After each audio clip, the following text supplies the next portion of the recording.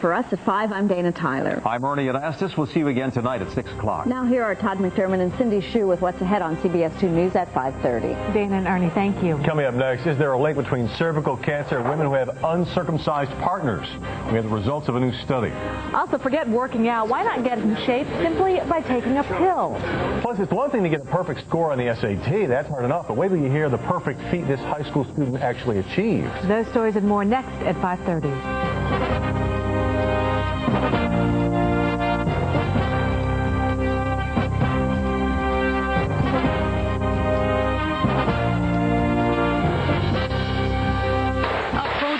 Smash the window. Wrap up the winds of the van go by. All the local news that matters to you from the CBS 2 Information Center. I'll show you my whole life. Just come along with me. I remember as a kid swimming out on the beach on Long Island. New York makes me feel like we're all part of the same family. I went to the Bronx High School of Science. Remember my friends, my high school, the rock and roll band I used to play in? I was one of the neighborhood nerds. I don't think there's any greater New York thing than a good story. I've been covering the news for over 20 years in this city. And this is where I live. There's no place I'd rather be. You're watching CBS 2, home of the CBS 2 Information Network.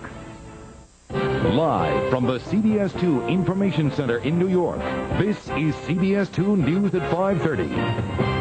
A disturbing new study that links cervical cancer to certain male partners. Good evening, I'm Cindy Hsu. I'm Todd McDermott. According to today's New England Journal of Medicine, a woman's risk for cervical cancer may increase if her male partner is uncircumcised. CBS 2 Health Watch reporter Dr. Mike Rosen says this is heating up the debate over whether circumcision should be performed.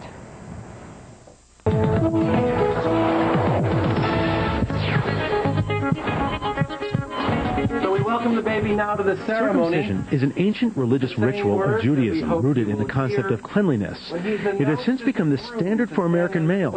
More than 3 out of 4 are circumcised. The reasons for men having a circumcision are mostly social.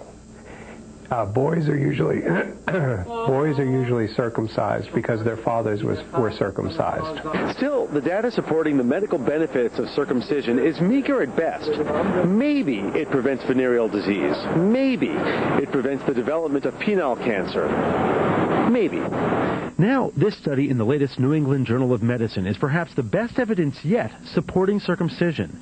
It found circumcision affects the risk of cervical cancer in the female partners of some men. The link is the human papillomavirus, HPV, the virus that causes venereal warts, which is also the cause of cervical cancer. The research found almost a 3 times risk of HPV infection in uncircumcised men compared to those who were circumcised. In men who had multiple sexual partners, 6 or more, it translated into a greater risk of cervical cancer in their female partners. The relationship between HPV and cancer remains fairly strong through a wide variety of series. Still, Dr. Schlegel believes the decision to circumcise should not be based on the research. I don't think this is strong enough evidence that you should do circumcisions to prevent cervical cancer possibly in the future. Anti-circumcision activists argue this one study does not change their perspective on circumcision. There may be medical reasons for it and there are medical reasons against it. You let the child decide for himself when he is older, decide what he wants to do for his body. Medically, there is no strong reason to do a circumcision.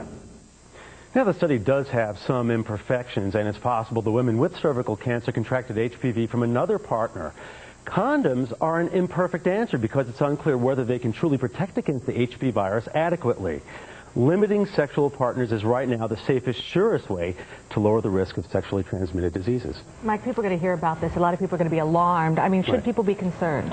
My personal opinion is this is much to do about nothing. I mean, there have been arguments on both sides that circumcision can cause perhaps decreased sensation of the penis, that if you don't circumcise, you're at risk for things like penile cancer, like other forms of venereal disease, even HIV. But none of this has really panned out. I think it's more of a choice than anything else. Still, the debate changes a little, but a lot more to come, obviously. Yes. Dr. Mike Rosen, thank you, Mike.